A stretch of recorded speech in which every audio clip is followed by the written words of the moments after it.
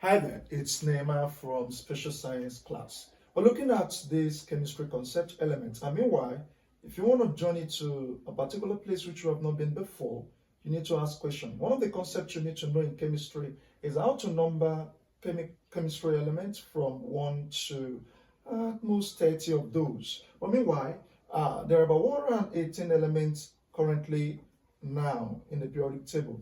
Now, meanwhile, for you to rake up these elements, you need to know their atomic number and arrange those elements according to the atomic number.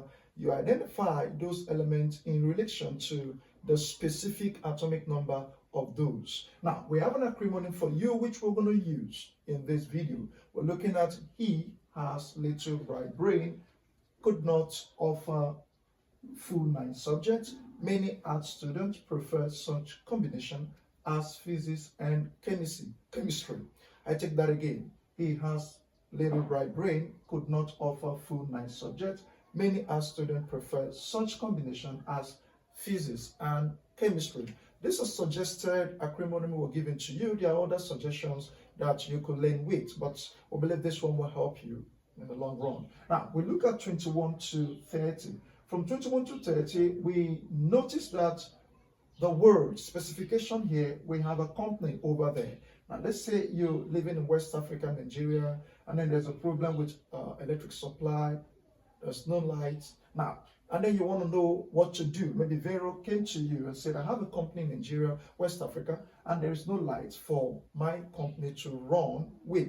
Then you say to Vero, cry more for company in Nigeria, copper, zinc. Say to Vero, cry more for company Nigeria, because the company is Nigeria now, and then copper and zinc. Now, if you look at these elements, 1 to 30, not the whole element, an element can be ionized, it can be excited. Now, these are natural elements. They are not undergoing any reaction at the moment. But when the element becomes ionized, becomes excited, it will ionize. We can say these elements are neutral elements. Now, let's take any of those.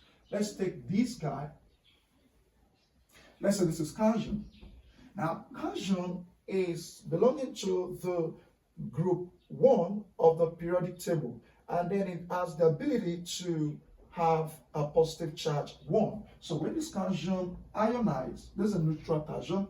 When it becomes excited, it's ionized to positive 1. So this calcium is losing an electron. Now, this positive charge is what we call the cations. So now let's take another one. Let's take this negative guy, chlorine. Now we have chlorine. Chlorine is neutral at this point. If it receives an electron, it becomes negatively charged. Now this charge here is what we call an ions. So whether it's a cation is positive, anion is negative. You can do for any of those if you're becoming pro in chemistry. But meanwhile, this is all we've got for you.